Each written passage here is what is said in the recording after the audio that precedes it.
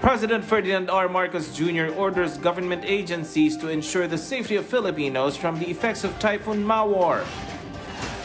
The Office of Civil Defense is gearing up for preemptive evacuations in coastal areas in Batanes and Cagayan as Typhoon Malwar continues to approach. Malwar weakens to typhoon category but could re-intensify into a super typhoon within the next 24 hours before its expected entry in the Philippine area of responsibility by Friday or Saturday. Domestic economic growth is expected to be more robust in the second half of 2023, with a full-year output seen above 6%. The World Bank assures the Marcos administration of its full support for the government's development agenda.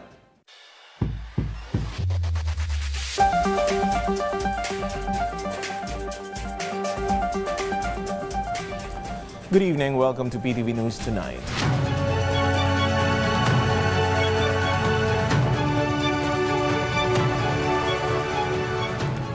With still a few days before actually entering the Philippine area of responsibility, the weather disturbance internationally known as Malwar and projected to become a super typhoon has weakened. Pag-asa warns, though, that the worst is still not over, as it may revert back to its initially predicted category and thus is still highly recommended that all necessary preparations be made. President Ferdinand R. Marcos Jr. has directed government agencies to ensure the safety of Filipinos from the effects of the weather disturbance. Ryan Lisiges has the full report. At 3 o'clock yesterday afternoon, Typhoon Malwar was raised to Super Typhoon category. But this morning, it weakened and was downgraded to a Typhoon category. Pag-asa says, sa ngayon po ang nangyayari kasi, habang nandito pa ito sa Karagatang Pasipiko, mayroon pa rin pong intrusion of dry air. Kumbaga pinasok ng hangin na konti ang moisture content and hindi ito favorable para lalong lumakas. So isa sa mga ingredients or sangkap para mas lalong lumakas ang bagyo, dapat moist yung hangin sa paligid nito. But according to Pag-asa, there is a possibility that Malwar could re-intensify and return to a super typhoon category before it enters PAR. Hindi natin nirule out na posible pang muli itong lumakas bilang isang super typhoon. Bakit? Malawak pa po yung karagatang tatahakin nito. Posibleng yung mainit na sea surface temperature ay makadagdag pa sa enerhiya para lalong or muling lumakas at maging isang super typhoon itong si Malwar. The typhoon is still expected to enter PAR between Friday through Saturday morning. The radius of the storm reaches up to 300 kilometers and its strength could reach 205 kilometers per hour. But Pag-asa says it has a low chance of making a landfall in the country. Sa mga nakita nating datos ngayon, mas malaki ang chance talaga na kumilos si Malwar patungo dito sa may bandang pagitan ng southern Taiwan and the extreme northern Luzon area. The public is being prepared for heavy rainfall due to the southwest monsoon that will be pulled by the storm. The National Disaster Risk Reduction and Management Council will discuss a possible raising to red alert status in preparation for the storm. Various response teams are on standby while stockpiling and pre-positioning of relief goods continue. The Office of Civil Defense is ready to implement preemptive evacuation following the expected entry of Typhoon Malwar into the country. According to OCD spokesperson Asek Rafi Alejandro IV, it is possible to be implemented in coastal towns in the provinces of Batanes and Cagayan over the weekend, depending on the weather situation. Kung ilan yung evacuate, titingnan pa natin kung magbabago yan. So tinitingnan namin right now kung alin talagang munisipyo yung kailangan maghanda. Yung pag-repack ng mga relief goods, pag-stock, pag-restock, pag-reposition, tuloy-tuloy yan. At pati yung ating mga response team, disaster workers, lagi sila nakastantay. Lalo-lalo na yung may papasok na bagyo, yung mga break nila, yung mga leave is cancelled muna at sila lahat ay nakalito. Meanwhile, DILG has ordered all their regional offices to prepare to prevent casualties. The DILG also ordered the implementation of critical preparedness actions based on Operation List of Protocols and DILG Memorandum Circular 2020-125 or the Listo sa Tag-ulan at COVID-19. The PDRRMO Isabela ensures that it is ready for any effects of the storm. Among the areas they are monitoring due to frequent flooding are Cabagan, San Pablo, Santa Maria, and Ilagan. Una, binabantayan namin kung lalapit, kung gano'ng kalakas, kung ano mga... Ginagawa namin risk assessment. Based sa aming risk assessment, kung magpapaulan, yung Northern Isabela ang medyo tataas yung ilog.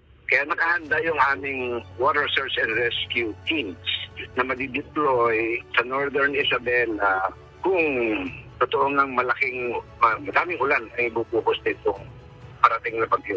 Ryan Lisiges for The Nation. Unlike these situations several years ago, preps before a potentially devastating weather disturbance are made many days before it even actually enters the Philippine area of responsibility. Thus, all concerned government agencies on transportation and travel are well into their preparations and making the necessary precautions to prevent a disastrous situation.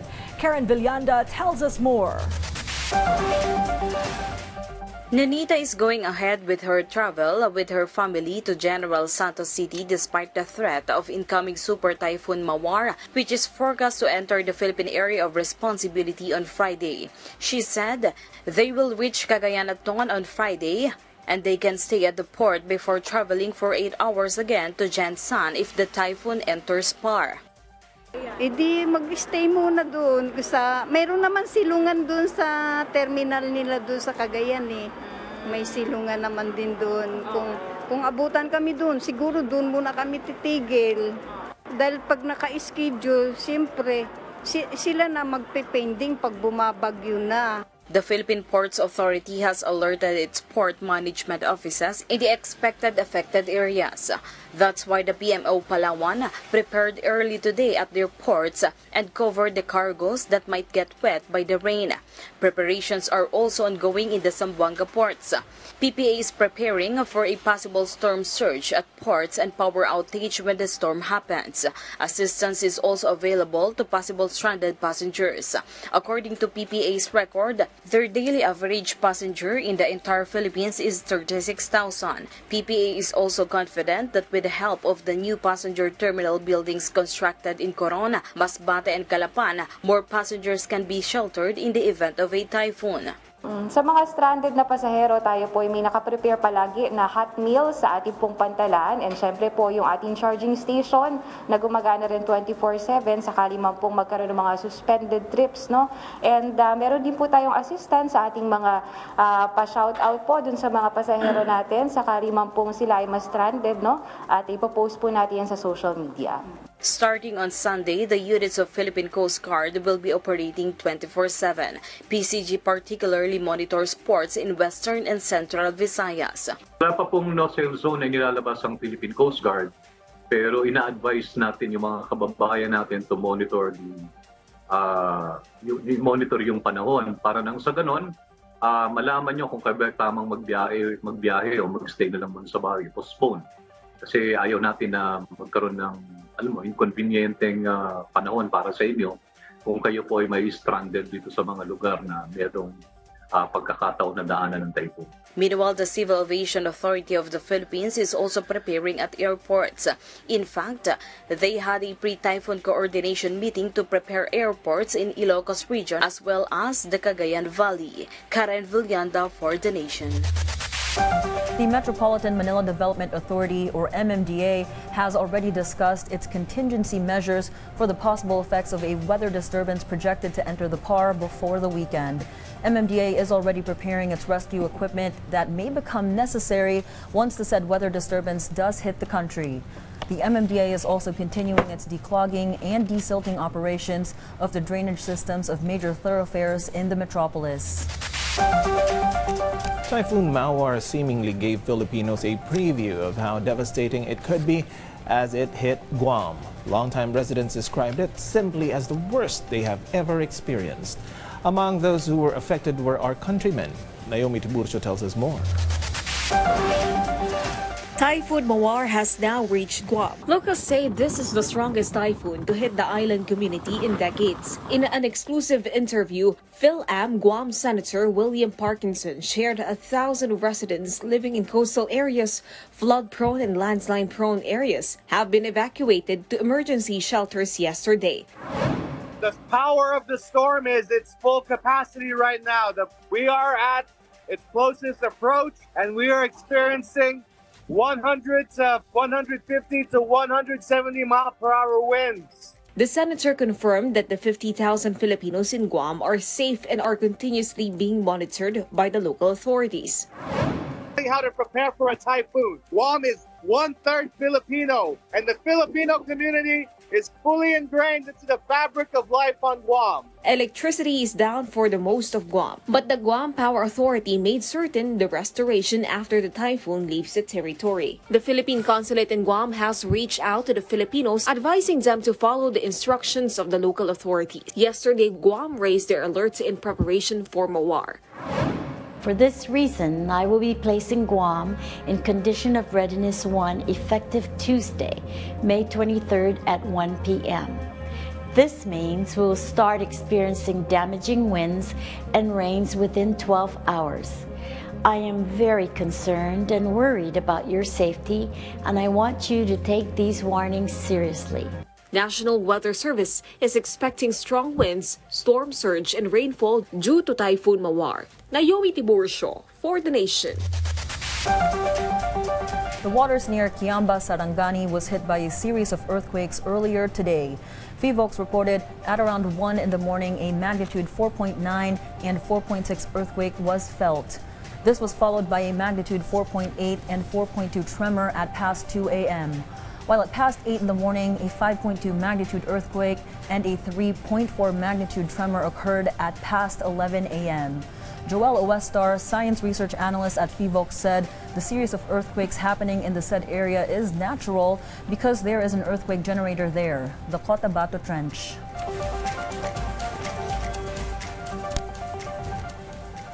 Dated event, medyo malalakas talaga yan.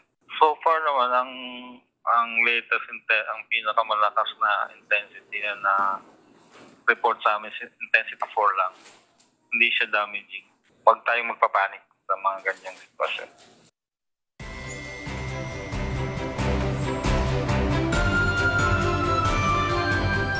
Weather experts say the southwesterly wind flow will continue affecting the western sections of southern Luzon, Visayas, and Mindanao.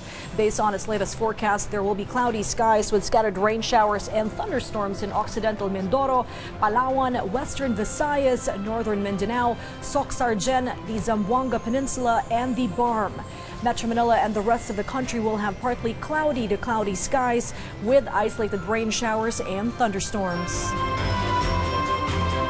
And let's find out what the weather will be like in key Philippine and Asian cities.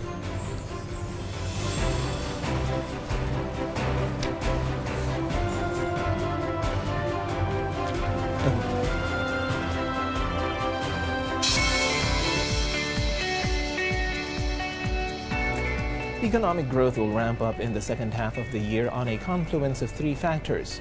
Revenge spending on tourist-related activities, increased investments in infrastructure, and a slowdown in inflation in the last 6 months of the year. According to a business report from Market Call, a joint publication of the First Metro Investment Corporation and the University of Asia and the Pacific, the economy should pick up in the second half, with inflation continuing to ease to an average of 3.3% in the last quarter. And despite the drawback of the peso weakening against the dollar, the economic outlook seems solid and bright, as the economy is seen to grow 6 to 7% for the year. South Korea has long been a tiger and highly industrialized economy, a titan in manufacturing. Hence, it is always in the Philippines' best interest to engage or expand any form of mutually beneficial relationship with South Korea. And tonight, both countries took a huge forward step towards a greater partnership and heightened collaboration with the formation of a bilateral council that our Rod Lagusa narrates in this story. A new dawn for the partnership, reaffirming its commitment for stronger economic cooperation between the countries of the Philippines and South Korea. As the new members and officials of the Philippines-Korea Economic Council, or PhilCorrect, were inducted tonight, and one of the future projects in their pipeline is conducting a Korea trade mission. We were originally like less than 20. Now it's more than 100. Okay, and I'm saying it's the members that makes the council, not the other way around, no? Tuwing nag-travel ang presidente, sinong kasama niya? course, the cabinet, no? But hindi yun ang talagang kwan. The cabinets are the catalyst, no? Kailangan ang businessmen. And sino yung business? The natural feel correct. The Council plays a vital role in promoting dialogue and collaboration. This includes fostering partnership between the two countries' businesses, government agencies, and other stakeholders, an important platform for facilitating trade, investment, and bilateral relations. We have our strengths, so we combine this together. For example, no, they're very good in manufacturing. Tayo naman magaling tayo sa tourism. What do I see?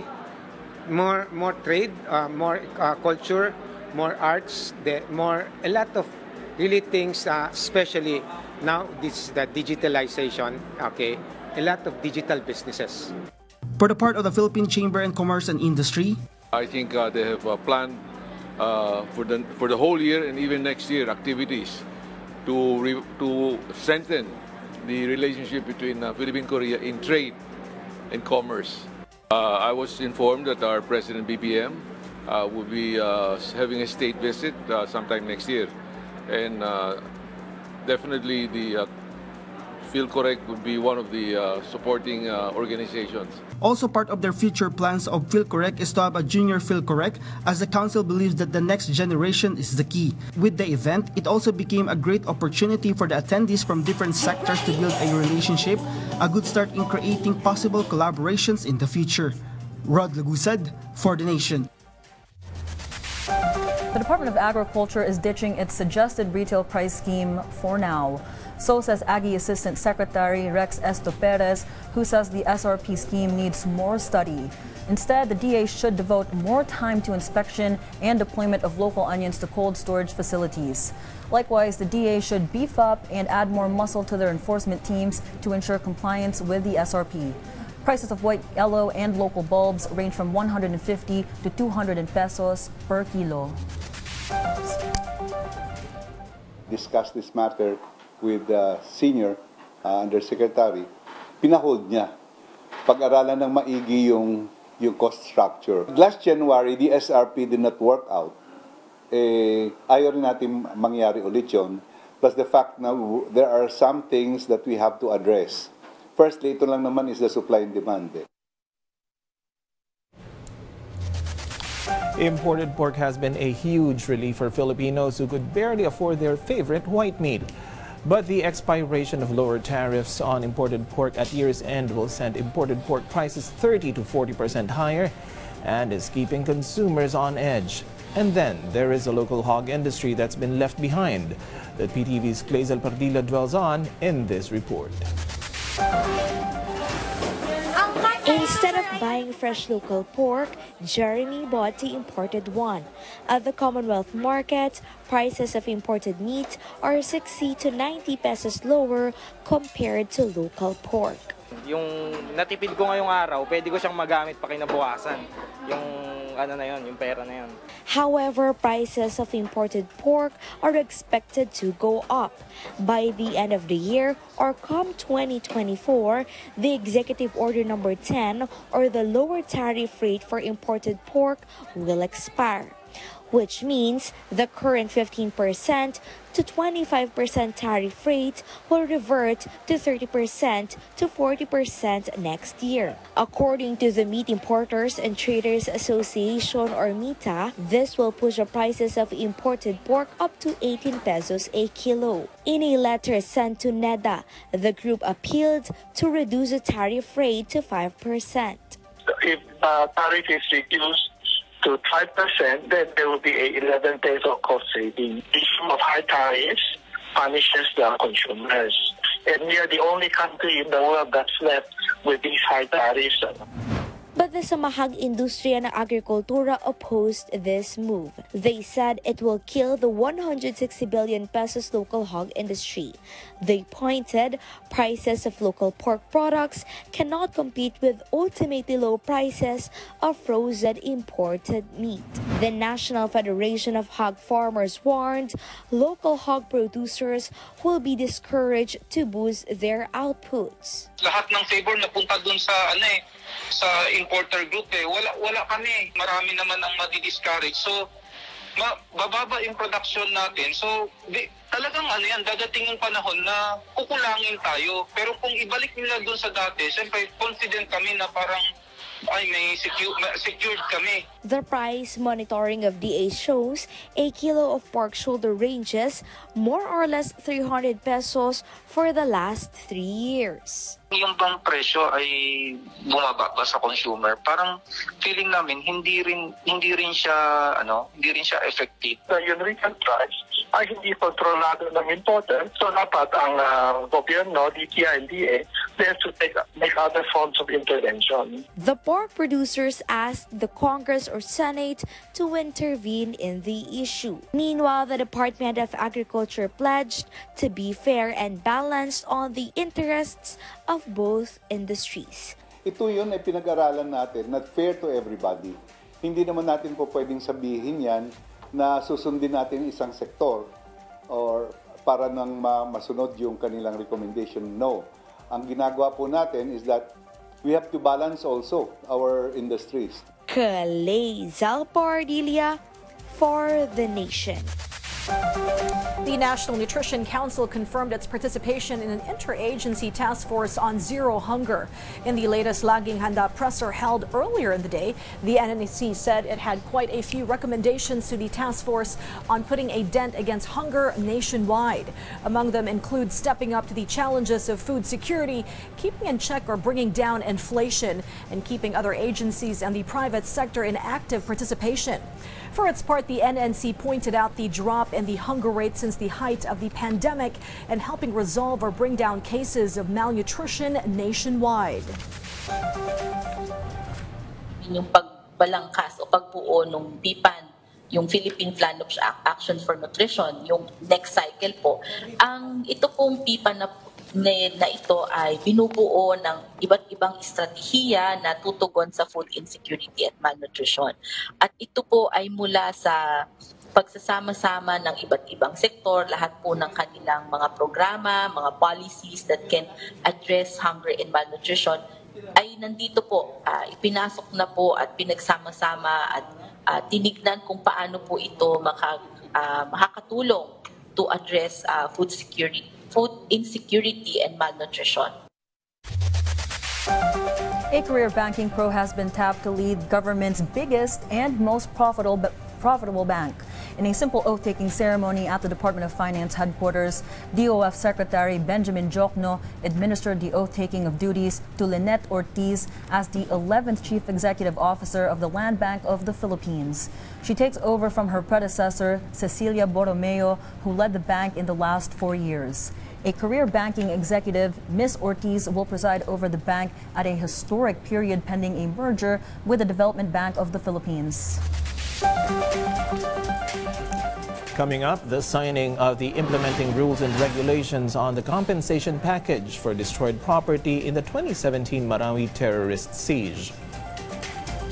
We'll tell you more after a short break.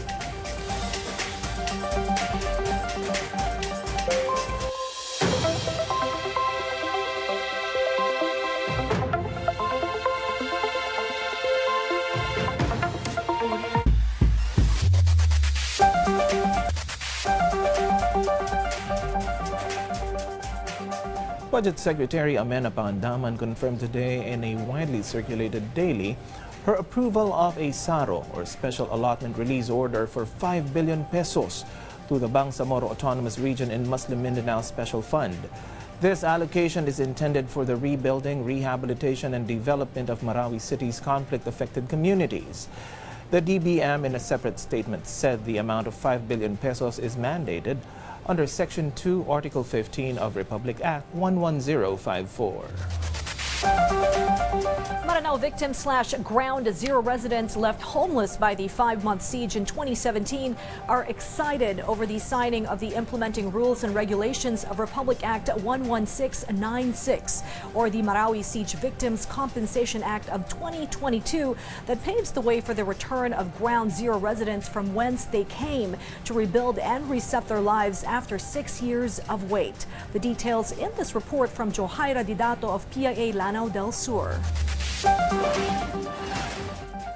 The long-awaited prayer of internally displaced persons or IDPs, which is to return to their former abodes in Ground Zero, is now slowly coming into realization. This, as the Marawi Compensation Board or MCB has finally signed the Implementing Rules and Regulations or IRR of Republic Act number 11696 or the Marawi Siege Victims Compensation Act of 2022, just in time for the commemoration of the 6th anniversary of the siege here. MCB chairperson lawyer Maysara Damdaman Latif underscored their heavy responsibility to cater the affected citizens. Latif then guaranteed the smooth carrying out of their vested mandate. With the President's directive for us to, as soon as possible, implement the law, we are very positive and optimistic that the implementation of the law will be proper, timely, and effective. During the ceremonial signing held in Rizal Park here, Latif said they would announce the commencement of claims application as they would still need to publish the IRR on 2 newspapers of general circulation for 15 days. Nonetheless, qualified claimants with totally damaged properties are expected to be paid 18,000 pesos per square meter if it is concrete and 13,500 pesos per square meter if it is mixed concrete and wood and 9,000 pesos if it is made of light or pure wood. For those whose structures are partially damaged, they will receive 12,000 per square meter if it is concrete, 9,000 pesos per square meter if it is mixed concrete and wood, and 6,000 pesos if it is made of light or pure wood. Additionally, lives lost due to the siege will be compensated 350,000 pesos. This is taking into consideration that an initial budget has already been allocated by the Department of Budget and Management or DBM amounting to 1 billion pesos. The NCB further bared that for the fiscal year 2024, they have also requested 7 billion budget to cover more beneficiaries. The board is likewise positive that they could fulfill their duty within 5 years. Meanwhile, the lawmaker for the 1st District of Lanao del Sur Province emphasized that this is the moment to see and feel the commitment of the current administration in ensuring that the total recovery of the city here would not be left in vain. If we leave Marawi hanging, it's not only an embarrassment to the country, but it's an embarrassment to the international community because this involves securing not only Marawi City, but nipping the bud, the rising of international global terrorist network. Johaira Didato of the Philippine Information Agency Lanao del Sur for The Nation.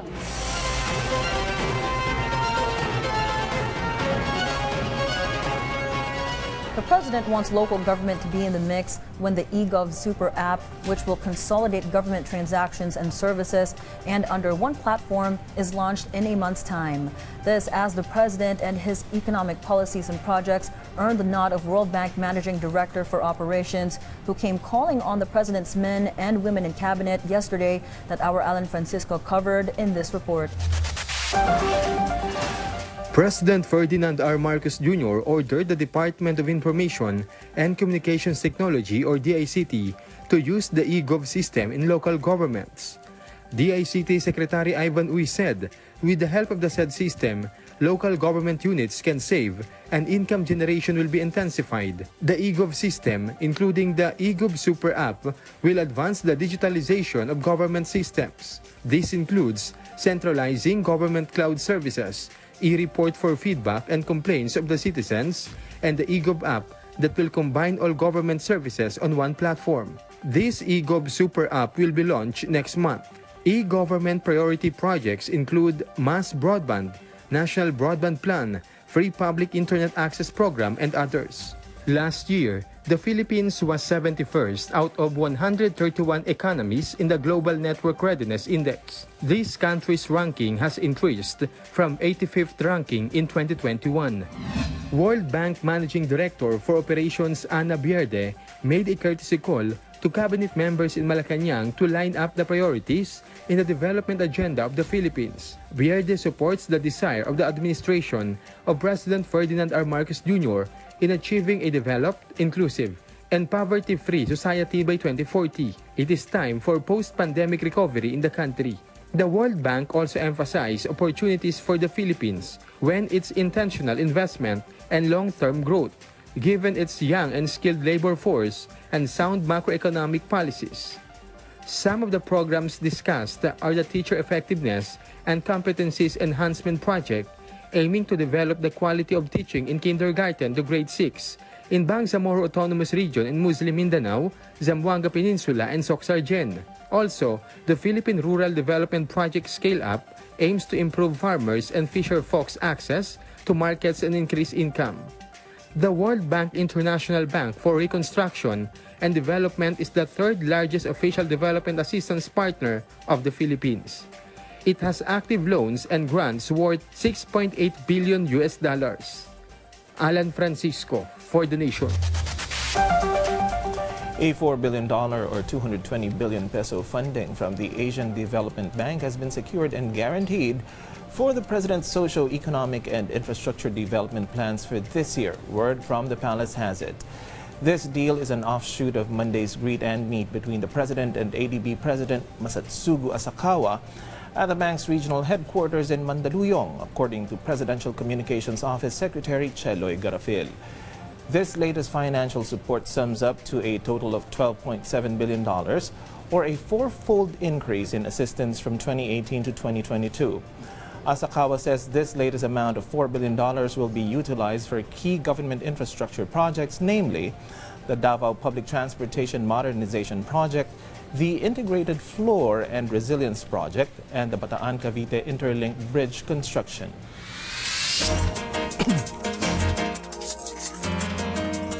Oil prices went up by as much as $1 per barrel Wednesday after dipping these past few days, largely affected by scarcity of supplies from Canada and other parts of the world. Brent crude futures rose by 1.4% to settle at $75.23 per barrel, while U.S. West Texas Intermediate settled at $71.11 per barrel. Wildfires that raged in Alberta, Canada caused a shutdown to many of the crude suppliers there, and the possibility of it continuing stoked fears, causing prices to rise. Tesla Incorporated Chief Executive Officer Elon Musk says the company might pick a location for a new factory by end of the year. That location, Musk hinted, might be India, as Tesla is interested in establishing a manufacturing base over there. In the meantime, Tesla announced earlier it plans to open a gigafactory in Mexico as the company targets to expand more globally. Netflix Incorporated broadened its crackdown on password sharing in the U.S. and 100 other countries, telling subscribers that access to their accounts cannot be shared beyond their respective households. The company has been ramping up efforts to come up with more ways to create revenue as competition among streaming video firms tightens, prompting it to limit password borrowing and offer ad-supported options. Netflix says it is sending out emails to users from 103 countries and territories.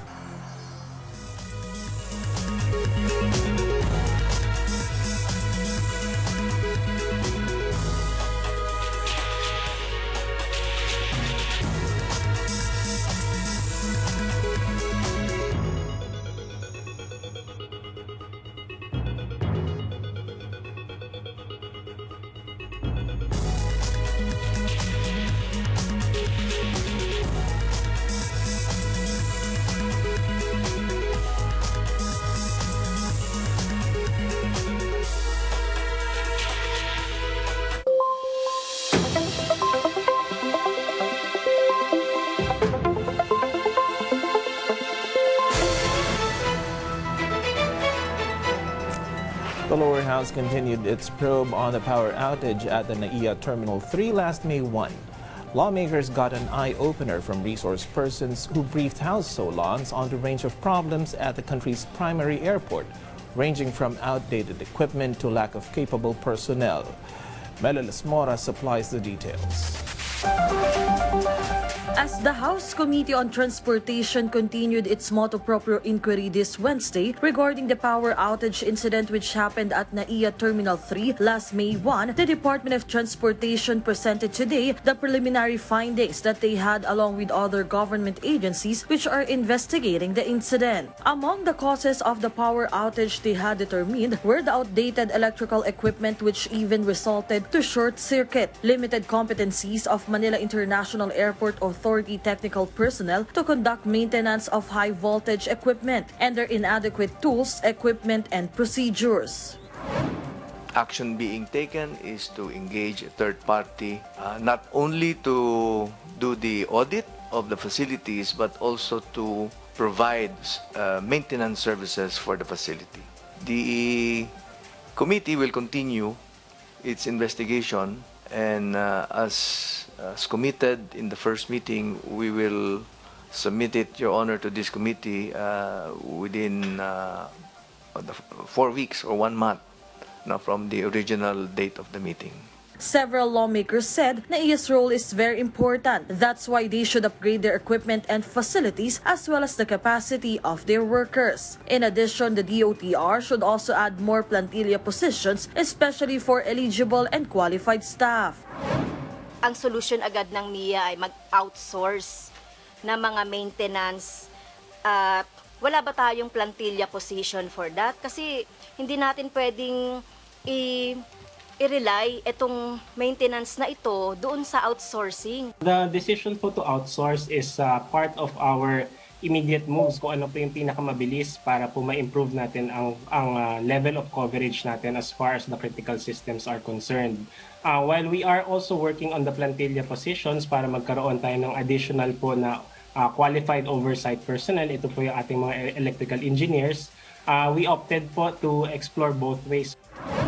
Apart from this, the House Committee on Health also conducted a separate hearing on the government's medical services, as well as the House Committee on Nuclear Energy, where some officials from the United Nations Counterterrorism Center on Nuclear Safeguards had attended.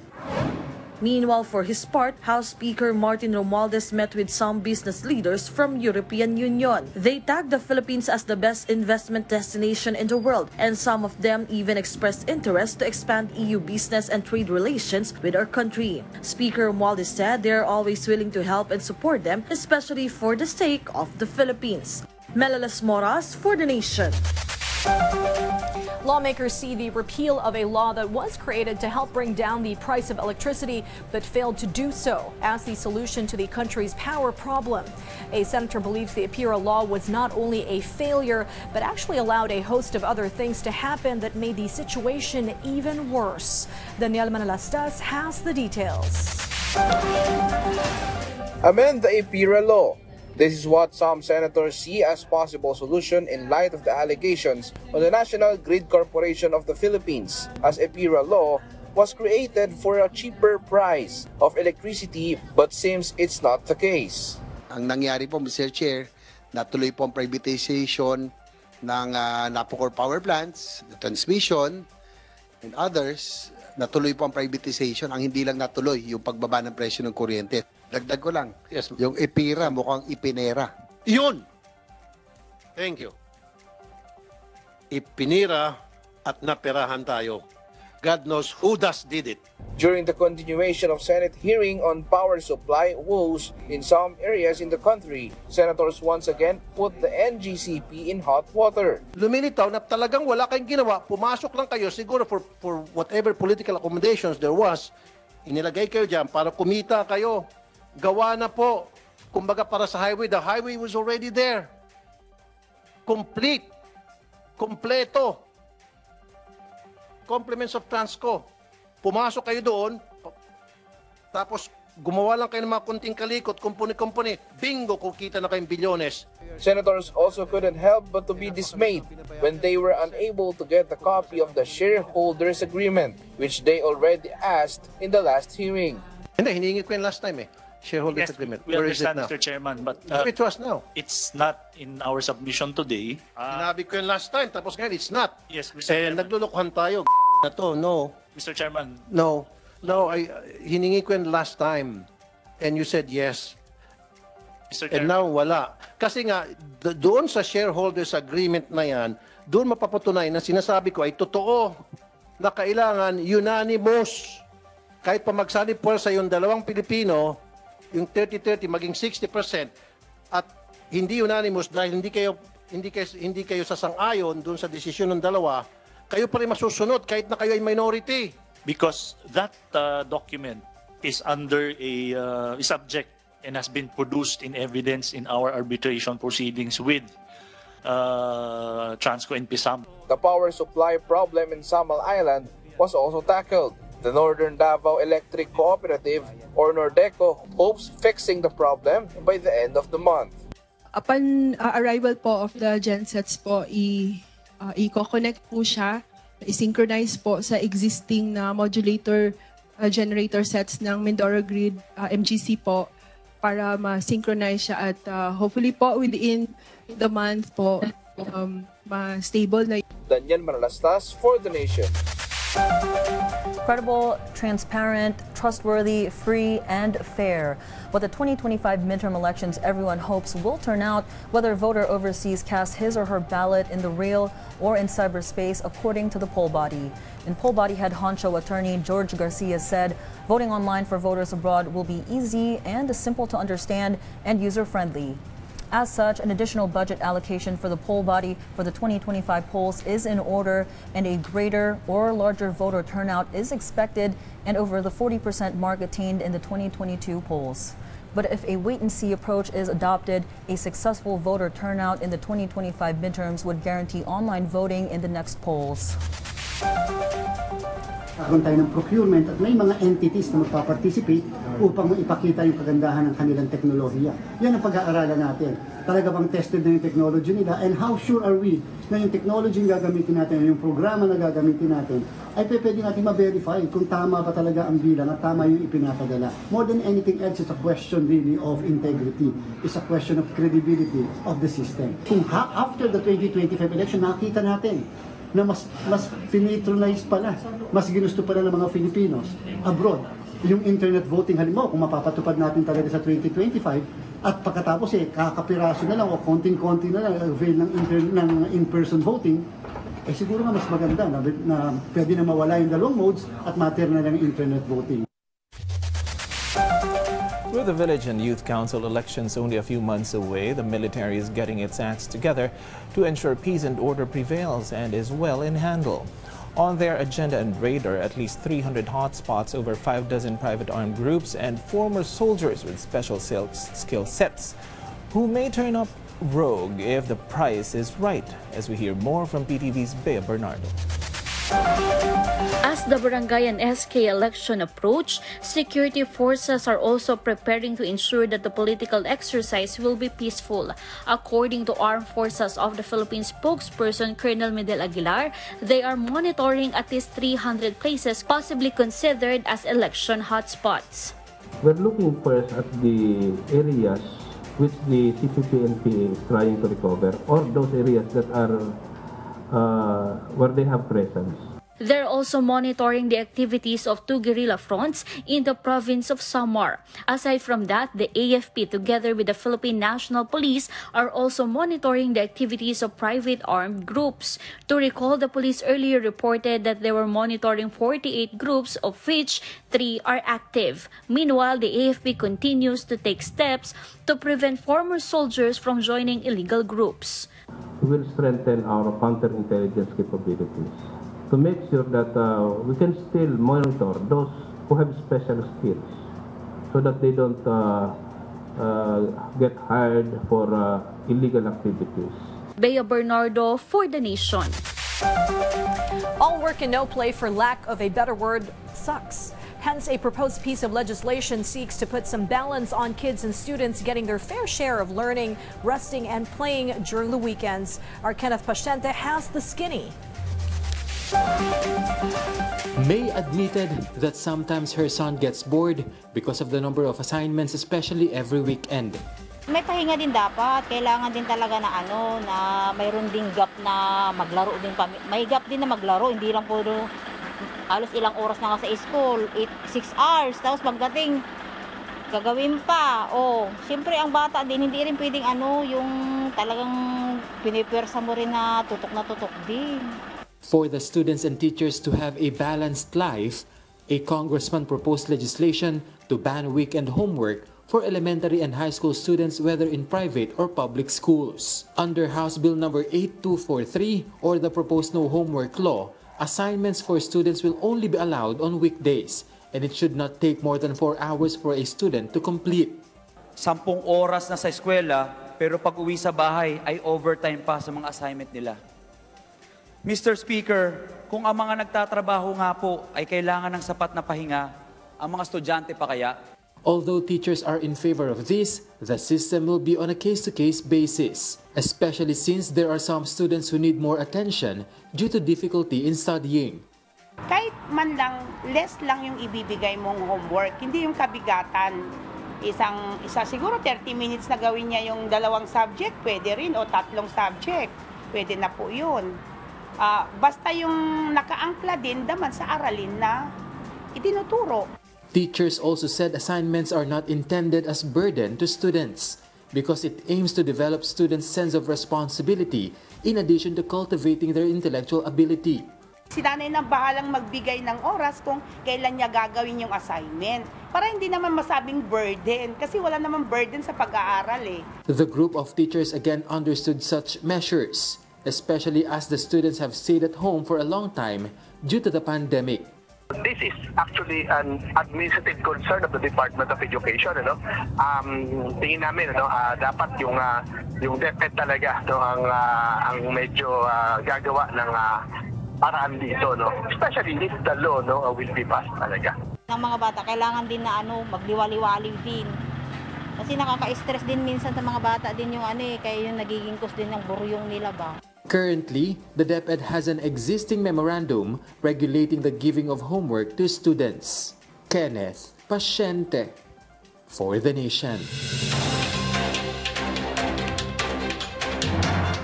In news overseas, Russia has deployed jets and artillery to repel an armed group that managed to cross the border from Ukraine. The Kremlin has already ordered its military to quell any more attempts of incursion from the Ukrainian side. Russia's defense ministry announcement of use of air and artillery forces on Russian territory confirmed use of force domestically since the invasion of Ukraine began.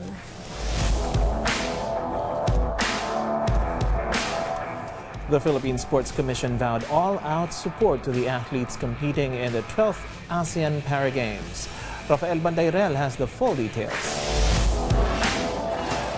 Only a few days remain before the 2023 ASEAN Para Games start in Phnom Penh, Cambodia. The Philippine Sports Commission and Paralympic Committee of the Philippines gave a grand send-off for the athletes who will participate in the said competition. PSC Commissioners Ed Haico and Olivia Bongku spoke during the event. When a SEA Games athlete wins a gold, the nation celebrates. But when a para-athlete wins a medal, the country is deeply inspired. Ang mga para-athletes na malapit ko sa akin. Lalo na po yung mga kababalihan atleta. Nandito po ako para natin tumulong sa inyo. Sumigaw lang kayo. At Meanwhile, PSC Chair Richard Dicky Bachman also gave a message delivered by PSC Commissioner Matthew Fritz Gaston. This is a day of unity and solidarity as we rally behind you, our national team, as you display the athletic excellence instilled in your very being and ultimately fulfill the goals of becoming champions. On the 3rd of June, the 12th ASEAN Para Games will commence. The Filipino athletes are scheduled to leave for Phnom Penh on May 29th. Rafael Bandayrel for the Nation. Our intellectual stimulation for tonight comes from lawyer, author, and first African-American First Lady of the U.S., Michelle LaVaughn Robinson Obama. She topped Gallup's poll of the most admired woman in America in 2020, and she says, "Just try new things. Don't be afraid. Step out of your comfort zones and soar, all right?" Well, I truly agree with this. Life only happens once, and we need to go through it not just stuck in our comfort zone, but our courage zone. And that is when all the growth happens. This is when we need to take chances and learn, because that's the only way we can move forward. Joey? I agree with you. I think it's all about taking risks. Understandably, a lot of people are scared to take those risks, and that's the reason why they try to stay within their comfort zones. But there are paybacks to taking risks. Just make sure that the odds are on your favor if you do take them. Take calculated risks. Monique. For me, I'd rather live a life of no regret and try new things, especially when it comes to food. My motto is try everything once. And so goes PTV News Tonight's roundup of tomorrow's headline stories. I'm Joey Gilas. I'm Monique Tuzan. And I'm Sharms Espina. Join us again tomorrow here at PTV News Tonight.